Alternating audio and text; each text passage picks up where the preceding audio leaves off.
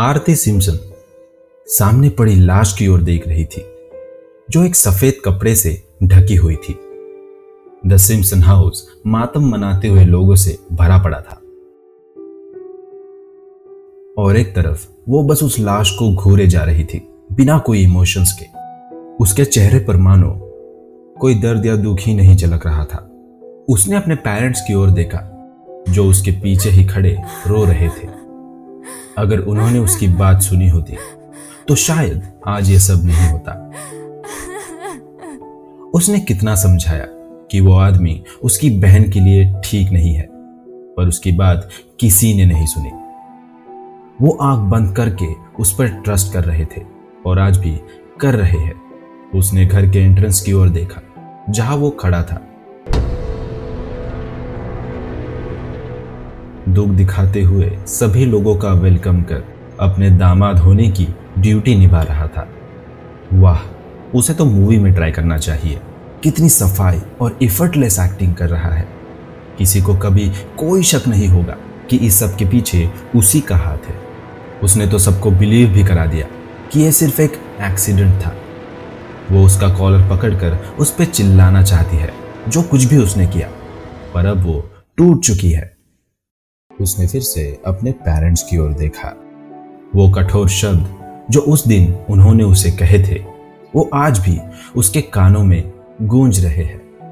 Mom, dad, एक बार मेरी बात तो सुन लीजिए। वो आदमी अच्छा नहीं है। नूपुर उसके साथ खुश नहीं रहेगी। इससे पहले कि वो कुछ कर दे उसके साथ, हमें उसे वापस अपने घर लाना ही होगा। आरती ने अपने पेरेंट्स से गिड़गिड़ाते हुए कहा। बस करो आरती, तुम क्या बकवास करे जा रही हो।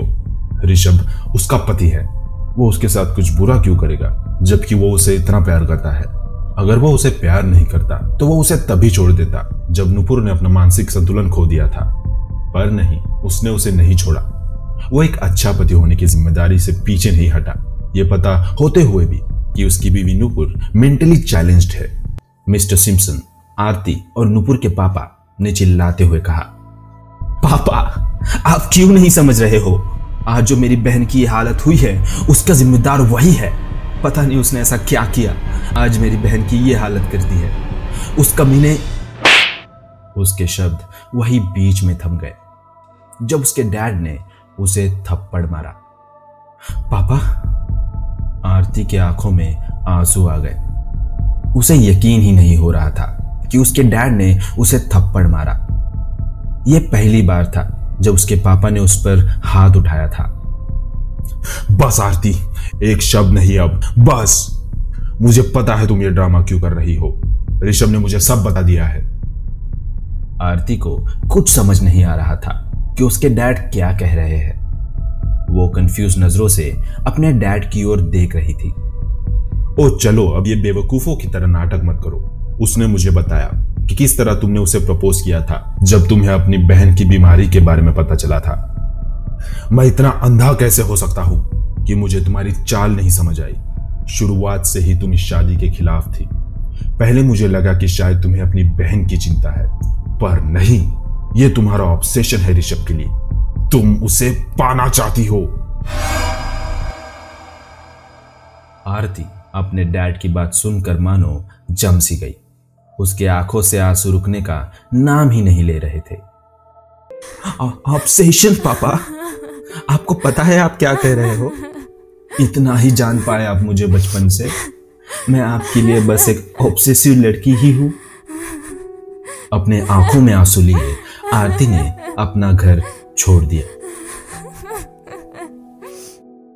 सभी लोग ग्रेवयार्ड में आखिरी राइट्स निभाने लगे। उसकी मॉम अपना हेड उसके पापा के चेस्ट पर लगाए रो रही थी और खुद की बेटी को दफन होते हुए देख नहीं पा रही थी, जबकि आरती वहां एक स्टैचू की तरह खड़ी थी। उसका शरीर धीरे धीरे ठंडा पड़ रहा था। दफनाने के सारे रीति रिवाज खत्म हो चुके थे। उन्होंने उसका ग्रेवस्टोन ग्रेवयार्ड में गड़ाया और उसके टूम्बस्टोन पे उसका नाम लिखा, आरती सिम्पसन।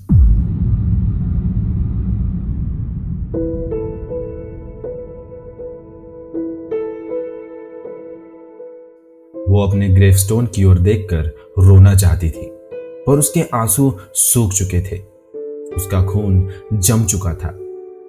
उसने कितनी कोशिश की सबको समझाने की, ऋषभ का राज खोलने की, पर अब वो सब खत्म हो गया। अब किसी को कभी पता नहीं चलेगा कि उसने उसकी बहन के साथ क्या किया। उसके शरीर के साथ उसके सारे राज कब्र में दफन हो गए। जब उसने उसकी ओर देखा, उसके चेहरे पे एक छुपी हुई मुस्कुराहट नजर आ रही थी, जो सिर्फ आरती ही नोटिस कर रही थी। और वो खुश क्यों ना हो, आज से उसके सारे गंदे राज सेफ रहेंगे। किसी को कभी भी उस पर शक नहीं होगा। उसने अपनी बहन की ओर देखा जो उसके पीछे थी। नुपुर बस यहां वहां देख रही थी। उसे कुछ नहीं पता था कि उसके आसपास क्या हो रहा है। उसकी एक लौती बहन जिसके लिए उसने इतना कुछ किया, वो इस हालत में भी नहीं है कि उसे पता चले कि वो अब मर चुकी है। आरती धीरे धीरे नुपुर की ओर गई। नुपुर, मुझे पता है कि तुम मुझे सुन सकती हो, पर फिर भी मैं तुम्हें यह बताना चाहती हूं, मुझसे जो कुछ भी हो सकता था वो मैंने किया। मैं तुम्हारे लिए लड़ी, पर आखिर में मैं तुम्हें नहीं बचा पाई। एक बात हमेशा याद रखना, चाहे जो कुछ भी हो जाए, मैं जहां भी रहूं, मैं तुमसे हमेशा प्यार करती रहूंगी। इतना कहते ही वो हवा में गायब होने लगी।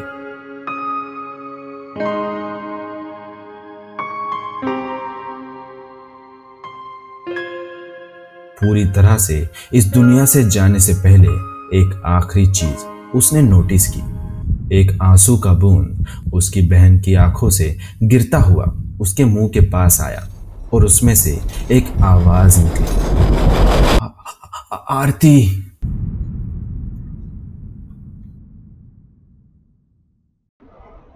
अगर आपको हमारी कहानियां पसंद आई तो लाइक कीजिए, सब्सक्राइब कीजिए और हाँ, बेल आइकन दबाना मत भूलिएगा।